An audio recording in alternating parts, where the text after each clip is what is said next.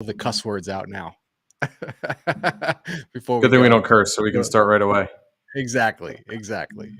So we Can I are just be live, honest for a everybody. second, John, before we go live? Do it. We're I'm already having live, a but frustrating day. a Frustrating day frustrating today. day.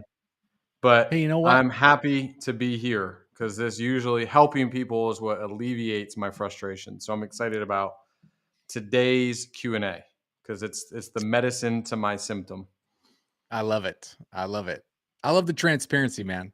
I think that there's some people that would just want to put on a let's just act like we're cheery all the time and every day is perfect, and it's just not reality. So I appreciate Yeah, man. your forward thinking and just being like, hey, sometimes you have frustrating days. Yeah. If I've you've had ever some had a frustrating frustrating days. day, go ahead and say you've had a frustrating day. I'd like to know that I'm not alone in the frustration of Really? Me life. too.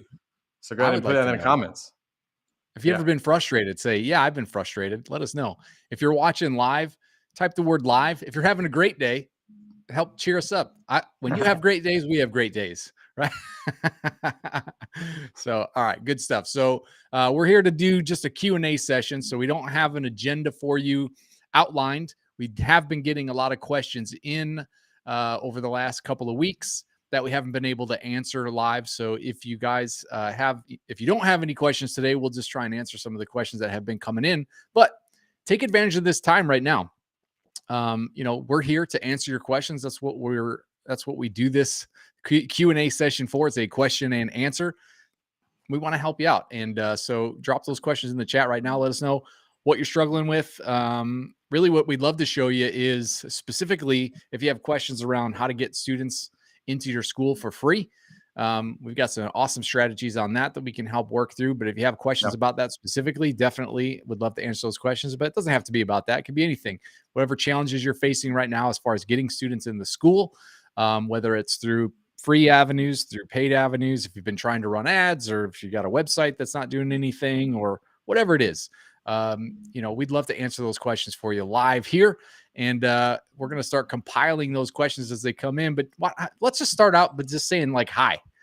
I can see people are watching. I can see we have people on live. If you're on with us live, just say hi. We're not going to like spam your inbox with a million messages if you just say hi to us. We just want to know you're on here. We want to interact. But more importantly, what I know for a fact is engagement increases the value you get out of this. So if you're here watching, just by typing hi, you're going to increase the value you get from this. So, and if you do more than that, if you take it a step further and actually ask a question, man, is the value going to go up for you? Because you're going to see, we'll answer the question. We're going to be totally transparent. We're going to give you the best answer we know. We might be able to point you to some resources. So, the engagement is, of course, it's good for the Facebook algorithm and it helps more people see the live stream and blah, blah, blah, blah, all that stuff. But really it's about you who are watching this. And I see a number here of people that are watching live, and I'm hoping to see that many comments, at least the hello or a hi. Just let us know you're with us. We're here. We're putting ourselves out there just to answer your questions. And we just want to know you're here. So we'll say hi. We'll say hi back. How about that? How about that? Yeah, I think, John, if you're good, we can dive right in. I did get some questions that came in, a lot of people messaging and commenting on the posts and sending me messages. So lots of hellos coming in. Thank you, Kathy. Appreciate it. Glad you're on. Kathy and I haven't talked before, so I'm excited to see if Kathy has any questions. But we had a question come in from Cindy Joyce. She wanted to know if she were to launch new marketing, specifically Facebook marketing, a proven system, because she's going to be joining the Student Magnet in a couple weeks, which is very exciting for her. Awesome. Does she need to revamp her website? Does she need to get a new website? How would you kind of say, John? I think that it falls in the tier of a lot of questions like, all right, I want to grow. What's the first thing I should do to grow? Because I think that kind of connects to that. Totally. A lot of avenues to go. I'd say if you're looking for the fastest, easiest, cheapest way, forget about the website, forget about all that stuff. Focus on the Facebook ads and just get through. If you join the Student Magnet, hallelujah, because that's the fastest, easiest, best process that we know is to get Facebook ads set up. So good for you on joining that. If you haven't joined that yet, just let us know and we can help direct you and see if it's a good fit for you. But definitely do not have to do anything on the website. In fact, we've had a lot of schools that joined the Student Magnet that didn't even have a website, or they had a website from like literally like 1997 that still had like, just the weirdest looking. You remember what websites looked like in 1997. It looks like that. So you don't have to worry about that. Just, once you get into the training, just bust through all that. You'll be in and out of that so fast and have some ads up and running, because the way that the Facebook ads, just to kind of give some more detail on that as people are joining the live streams. I see we got some more coming on. Welcome everybody for just joining us. We're basically answering the question of, what's the best, fastest way to get students to the door as far as marketing goes. So definitely Facebook ads. The way we set up our Facebook ads, it never ends up on your website. It all stays on Facebook, which is what Facebook loves. They want more people to spend more time on their platform, because that's what they're all about. The more time you spend on there, the more eyeballs they have on other ads. And so that's how they keep it. So the more that they can keep you on their platform, the better. And so that's where the way we set up the ads is we keep it on Facebook. They'll click your ad. It'll open up a form on Facebook. It'll pre-fill all their information. So if you're advertising to moms, for example, like a free week of whatever you teach, they'll click the ad. It'll pre-fill their information with what they already have filled in on Facebook. They just click submit, agree, boom. Now you have their information, and now you're able to follow up. And then again, if you're using our Student Magnet program, we have automation set up already to where as soon as they do that stuff, it's connected behind the scenes to the follow-up stuff. It sends them follow-up messages. It books the appointment. All that stuff happens automatically. So long answer to a short question. You don't need to do anything to your website. You don't need to rebrand or do any kind of rehauls or a new website or any of that stuff. Just the Facebook ads will do it. That's the fastest way. You could easily add, 100 students, 150 students before you ever had to worry about doing a website. If that answers the question. I love it. Well, kind of speaking of websites, what would you say is the purpose of a website? So yeah, good question. It is 2023. So I think if you don't have a website, no one's going to know you exist. So obviously that's sort of like the base, like you got to have a website if you want to be like a credible business. But the purpose in my mind of a website is to generate students, right? It's like a billboard for your school that is there. And there's a lot of side things that it can do. Like it can give information to current students. It can serve as like a membership portal. It can serve as a place to collect payments. All that stuff is like way down on the list. Top number one thing is lead generation, and not just any old lead. We want qualified, like people who are actually interested in coming in and trying your school. That's the main purpose of it. And so, there's definitely a way to optimize a site. I don't know that we should get into all that on this particular, but if you have questions about that, like specifically about how to optimize the site, I'd love to answer those questions too. But as far as like getting into that, I don't think I will. Lead generation is the number one purpose of a website. And by that, I just mean it has a way to quickly collect name, email, phone number of people who are interested in trying your school, like with integrity, like not just snagging their information, but like actually them having a want and a desire to try your school, and then opting in or giving you their name, email, phone number so that you can contact them to set up their first lesson. That's my opinion on what a website's purpose is. Anything that you would add to that, Travis? No, I think, and a lot of this can feel overwhelming because everybody's in a different spot. So if it's something that you're like, all right, well, based on where I'm at right now in my school and trying to get students, if you're kind of not sure what exit ramp or what on ramp you're supposed to be taking, just go ahead and type the word game in the comments and we'll just connect with you and see where you're at and just kind of give you some free advice onto, what specifically is going to work for your location and your needs. If you just type the word game, because we've helped, it's probably almost 450 school owners at this point, really just grow their schools consistently every single month. And everybody's in a different spot. It might be a website, might be Facebook ads, might be different tuition. Everybody's in a different place, but we do know the proven process for really all of those things to get you in the right direction. So sometimes it can feel overwhelming. So that's our whole goal of this group, and our whole goal of maybe doing a call with y'all is just to provide clarity. We love providing clarity so people can see, all right, here's the path that I need to take. Here's the GPS of how I'm getting to where I want my school to be. So that's all I would add Exactly. to, because it can get like websites and Facebook ads, and it's like it can feel like, all right, that's great, but I still don't necessarily know specifically what works for me or what needs to work or what I need to do. So we love providing clarity. So just type the word game in the comments and we'll reach out and schedule a call and just, again, give you a free kind of consultation on to what's the best strategy for you specifically. Yep, exactly. And nothing for sale on those calls. We just do those as a courtesy, as a way to build a relationship, Yep. and if we can point you in the direction of good resources, we'll do that. And whatever it takes to get you the results that you're looking for. So definitely Right. do that. I think of those Awesome. as like, hey, I'm an expert and I just met you at a birthday party. And you're like, oh my gosh, Travis, that's what you do? Like, yeah. Hey, why don't we grab some coffee and talk about you? And so that's really kind of how I look at those game plans, is like, if we just met in person randomly, we had a mutual connection, and you realize that I'm an expert at what you need. Let's just grab some Right. coffee and let me give you some insight into what would be good. So, Yeah. yeah. So other Exactly. questions coming in, and anything you want to add to that, John, or you want me to jump right No, into the next questions? let's get into the next questions. All right. So the next question that came in through text message, someone texted me this question.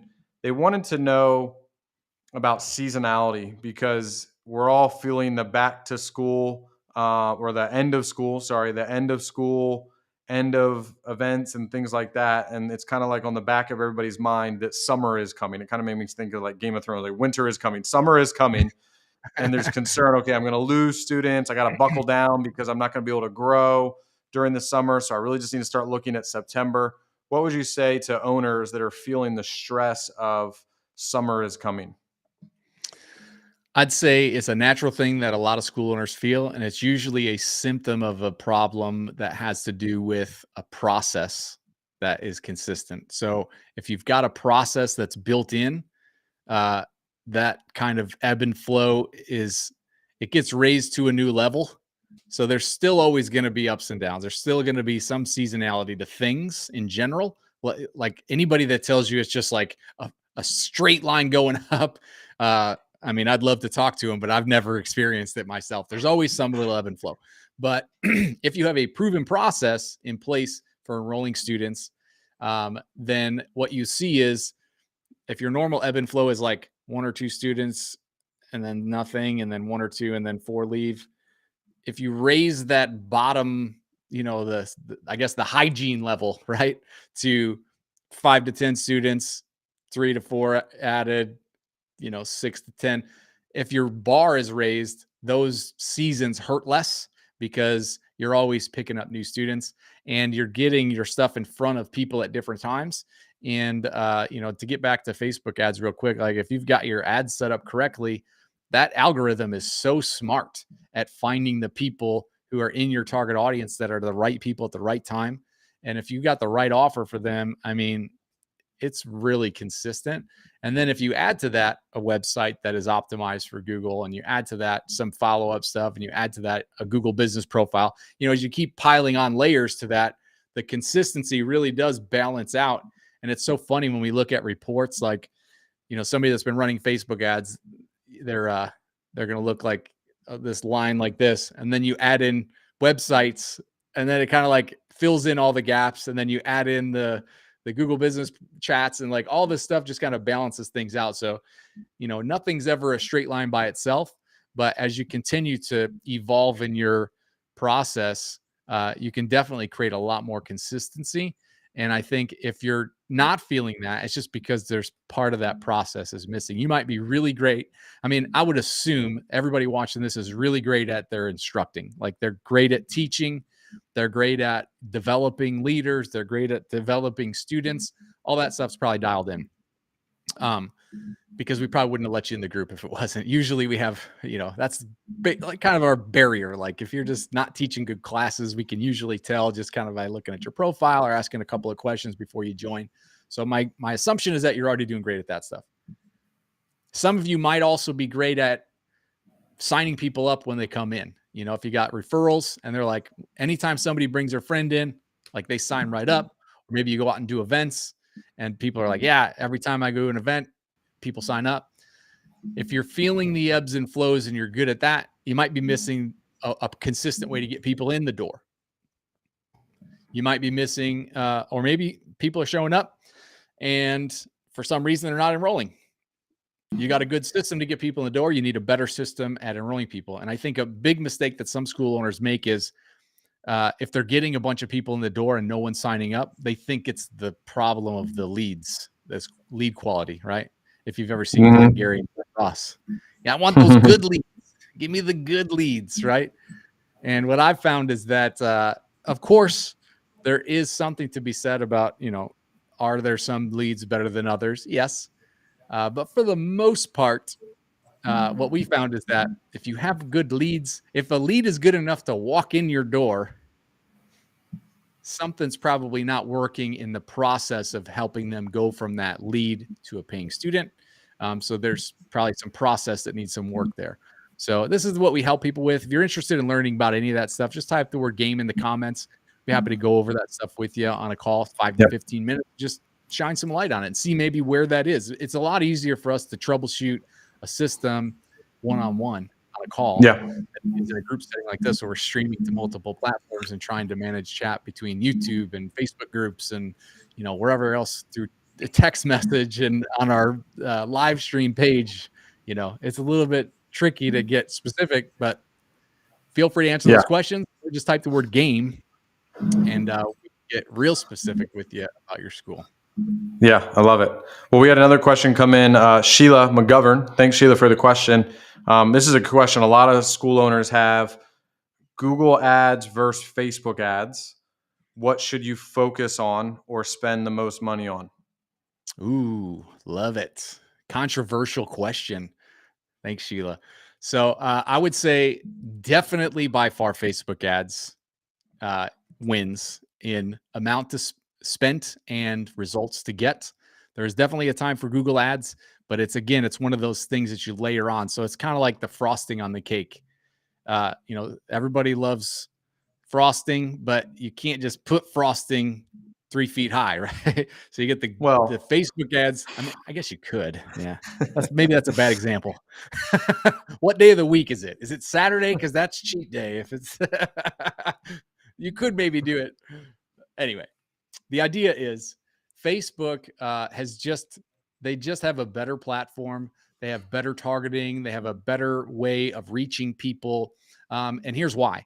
When people go on Google, if you're paying for Google ads, there's 2 different ways to pay for Google ads. You can do display ads, which are the kind of ads that when you go to a website and then you see like an ad on another website for something like, maybe you did a search for like buying a new grill, and then all of a sudden every website you go to, whether it's a news website or it's something else, you see ads for grills.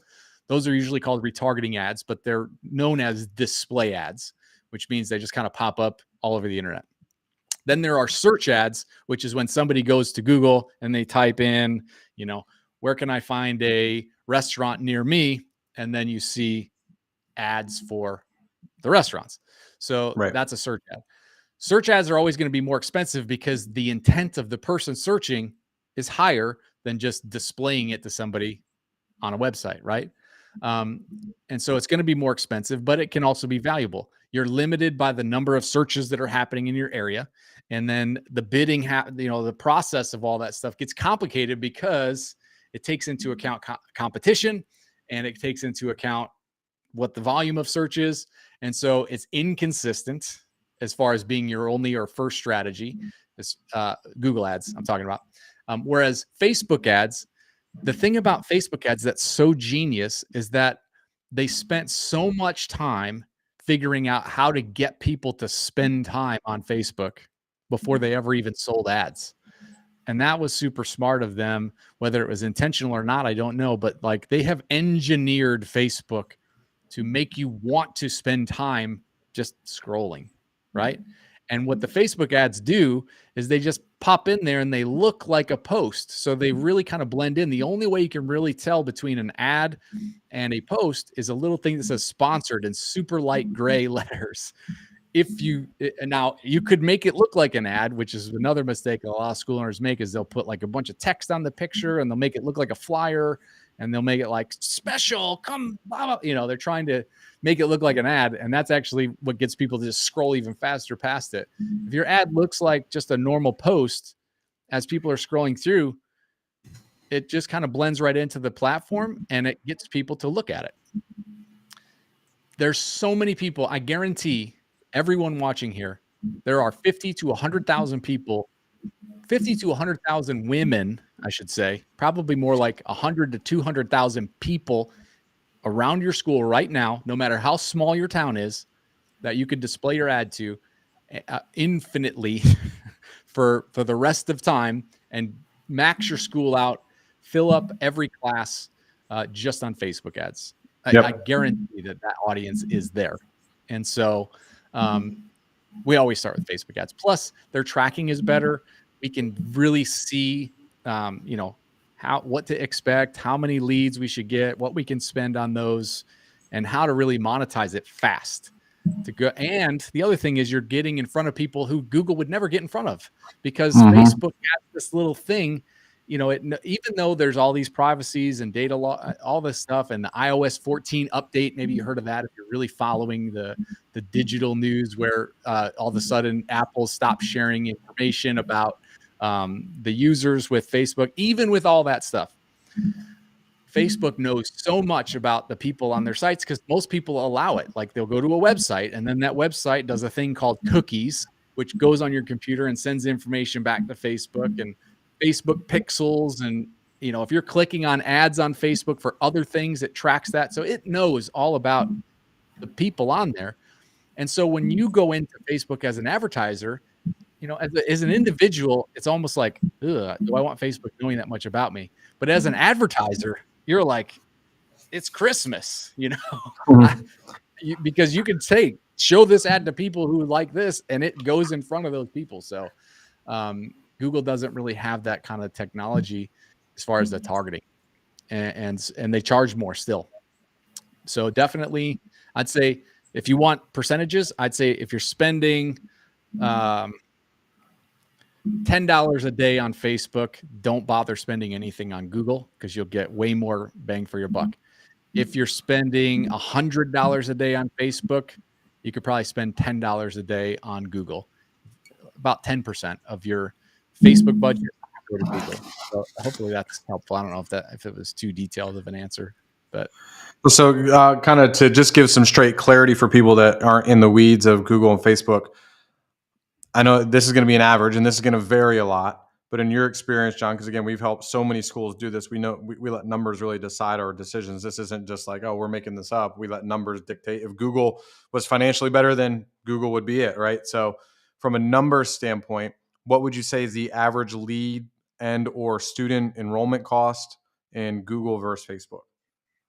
Perfect. Good question. Okay. So I would say from both platforms, you're going to see about 10% of your leads actually turn into students on average. So that might be devastating to some of you where you think, oh my gosh, 90% of my leads are just going to be nothing. Yep. And that's pretty much that's been the crux of it for as long as I can remember. I mean, we used to do postcards and that was even lower. If you sent out 10,000 postcards, you'd be lucky to get a 0.5%. So 10% is amazing. So if you think about the lead cost, it really gets exponential, right? Because if you can get leads on Facebook for, let's say, $10 to $20, that means you can pay $100 to $200 for a student, right? But if you're getting leads on Google, which the average is probably 30 to 60, that's a huge difference, right? That goes from $300 to $600 per student. Depending, right? And so now we've seen some schools get leads for $5. Even to this day, I used to think that was just a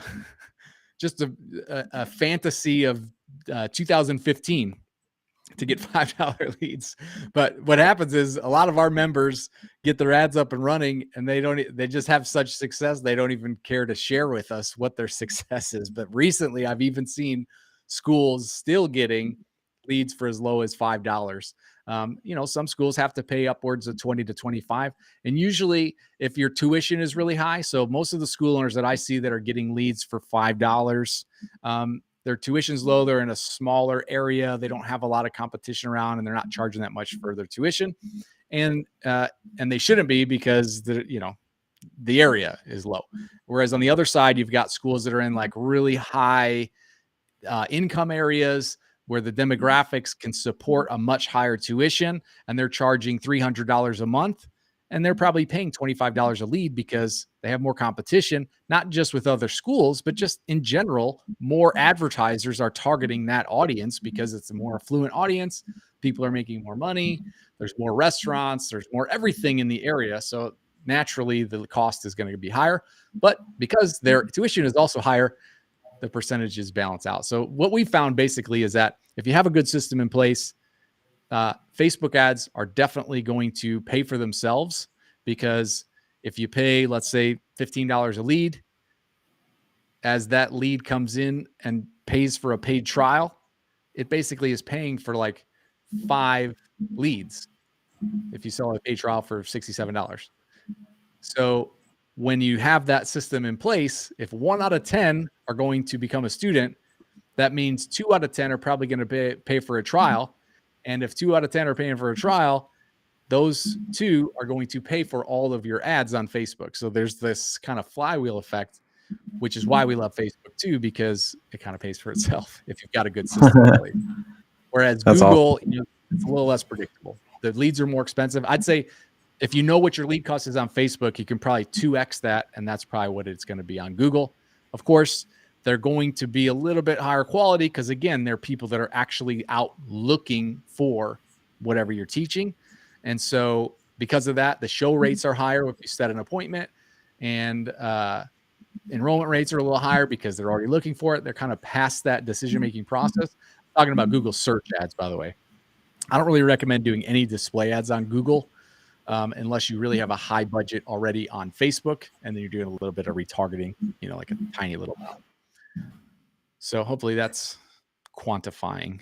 Yeah, hopefully. And if that doesn't answer your question, Sheila, just give us a thumbs up if that does give you some more clarity. Or if anybody, if you're getting value out of this, go ahead, just type us value. Feel like, we want to make sure we're giving you what you need. So if this isn't what you need, say, hey, Travis, John, I need something else, man, and tell us what it is. But if you're getting value, if this is providing clarity, just give us a thumbs up, or if you could comment value, that just, again, tells us, hey, this is what's helpful for you as a school owner. And if you have any other questions, sorry, I lost my train of thought. Questions were coming in. If you have any other questions, go ahead and just throw them in the chat. This again can sound like a lot. It's like, all right, that's a lot. We really have all this dialed in. So our schools that use a student magnet, they don't even really have to worry about all this stuff. They can just follow the recipe. I call it the macaroni and cheese method. They just follow the macaroni and cheese recipe, implement the steps, and students come in the door. They don't have to sit there and be like, well, my Google ad spend needs to be 10% of what's my audience. Like, it's just follow the steps and get people in the door. So if that's something you're looking for, that's kind of just built up, just type the word game in the comments, and we'll talk about, hey, is it something that can help you, your school, your students, more enrollments coming in the door. So one question that's been coming in a lot, John, and so far this is the last question I have. So if anybody else has questions, please feel free to put them in the chat. Is the idea that sometimes they're running into students and families that are causing culture issues in their school. And I know we talk a lot about in this group, hey, getting more students in the door, right? How would you help a school owner that's dealing with really a culture clash, I would say, in the instruction, whereas maybe it's a student or a parent of a student, or maybe a couple students just aren't getting along, and it's creating cultural issues? Because we all know culture is really, really important, right? If I have 300 students that are of different mindsets and different values, that's going to be constant conflict. So how would you address any type of culture issues that are creating conflict within the school itself? I love it. It's a great question. So when you're saying culture issues, I'm assuming you're saying like an overbearing parent or somebody that doesn't want to kind of follow along with the way that you've envisioned your school to operate. They want to kind of buck the system, or they want to tell you how to run the school, right? Yeah. or maybe Or they're just constantly at battle with everything or other people. They're just not buying into the environment and the system that you've really created for your school. Yeah. in 1985, they took a couple of lessons and now they're the expert on how to run your business. Those kind of Yeah. people. Yeah. So it's a great question. I love it. So it's something that some school owners do run into pretty frequently. And interestingly enough, what I've found to solve that issue is actually the process of getting new students in. So that might sound a little convoluted. So hear me out for a second. If you've got a couple of people coming through the door every day, and you know that new people are always signing up for classes and they're always coming in. If you run into someone that you just know for a fact is not going to be a good fit for the school, not going to be a good fit for the culture, it's really easy to let them know, hey, I don't think this is going to be a good fit, but here's, maybe you would fit in better at another, not to say that you want to send bad bad culture to another competitor in the area or a rival, but you might find that somebody's culture or the way that they carry themselves might fit somewhere else better. It's really easy if you have a flow of new people coming in all the time to keep your integrity and be like, I don't think it's going to be a good fit. I want to thank you for coming in. I think it probably would be better maybe in a couple years, or how to feel that stuff out, right?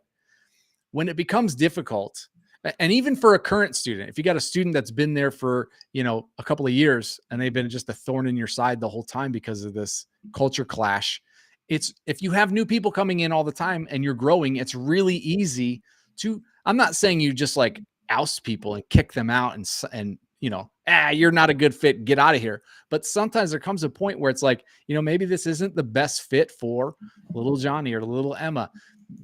Perhaps you should take a little break, right? It's easy to say that if you got a new flow of people coming in. It's really hard to say that if you don't know where your next student is coming from, right? If you don't know where your next student's coming from and you're just kind of like making bills and you got somebody who's a real pain in the neck and you know that their friends or their mom is friends with the other moms, and if they leave, they're going to make a big stink and take 3 or 4 students with them. I mean, if that starts cutting into your bottom line, it's hard to keep your integrity, which is really what it's about, right? It's about having the integrity to create that culture in your school. And in order to do that, you've got to have new people coming in all the time so that you can be confident in saying, look, if they leave, it's actually a good thing because it's going to help the new people coming in embrace the new culture, the indoctrination that that you're putting them through. Right. And Yeah. so does that kind of answer the question there, Travis?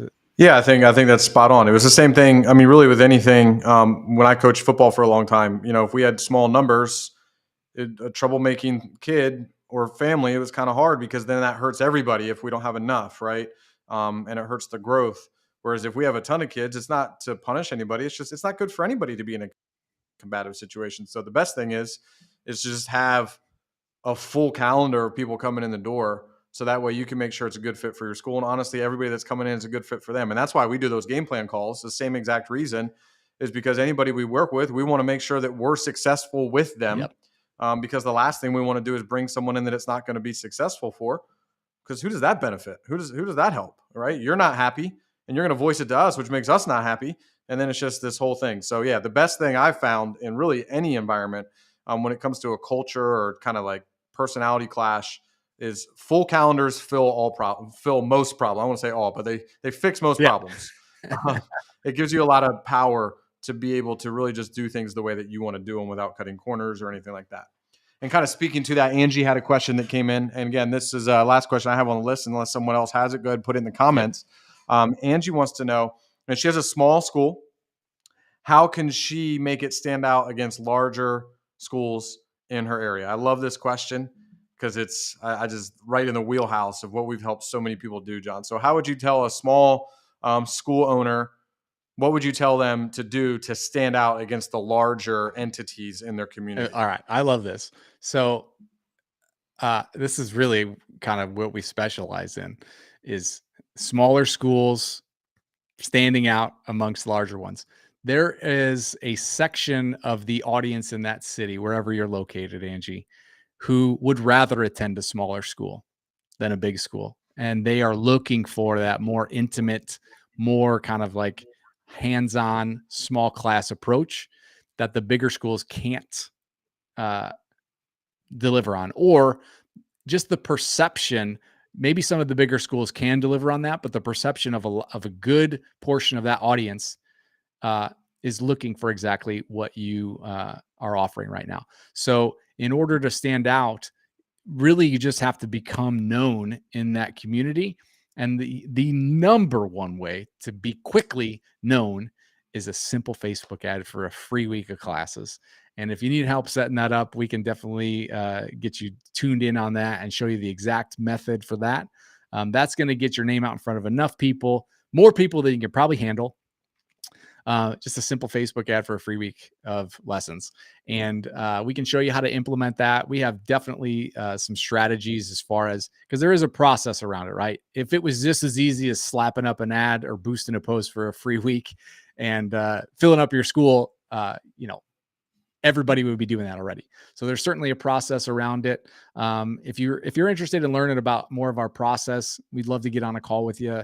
Quick game plan call, 5 to 15 minutes, nothing for sale, but we can actually help dial in and see maybe there's some other aspects of your school that we could even help more as far as helping you stand out from those larger schools. But I would say if you're just looking for a quick tip, definitely getting yourself in front of that audience, because that's really what it comes down to. And what's beautiful about Facebook is Facebook doesn't care if you're a big or a small school.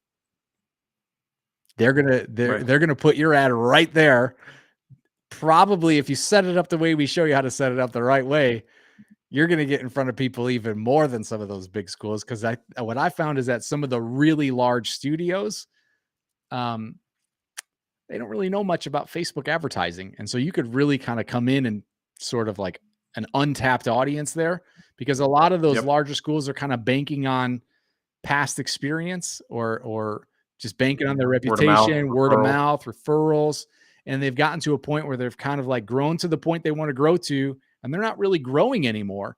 So they're just kind of like plateaued at this point, and they're cool with that. They're happy, and they're replacing students with, everybody has students that quit. So they're taking their attrition and they're just adding with word of mouth. Usually word of mouth will keep you pretty level when you get to a certain point.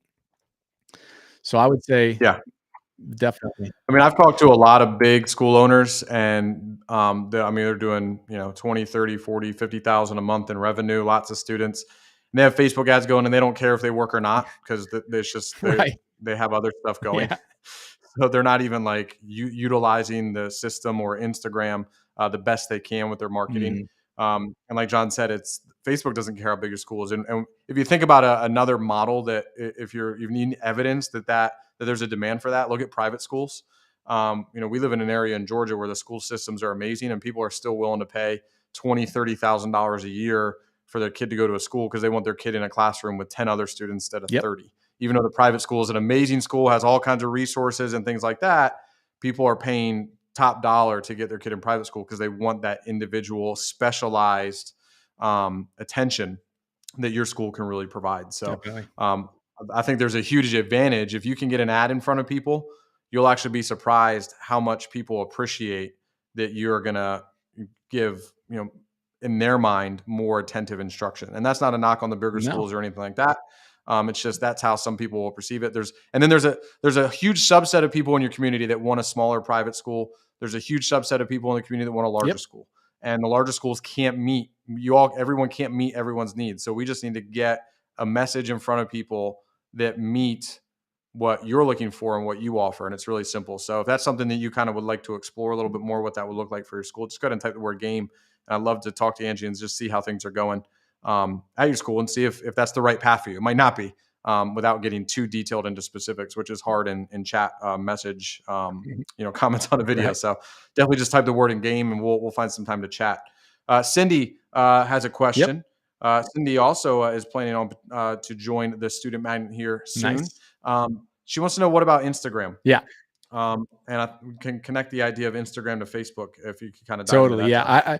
I sometimes, like you said earlier, I'm in the weeds of it. So I forget sometimes that it's not common knowledge to know that Facebook ads actually includes Instagram. So when you run an ad in Meta, so Meta is the parent company of Facebook and Instagram and all sorts of other kind of tech things. So Meta Business Manager is where we run the ads for Facebook, and we automatically send them right over to Instagram too. So Yeah, it's synonymous, I guess.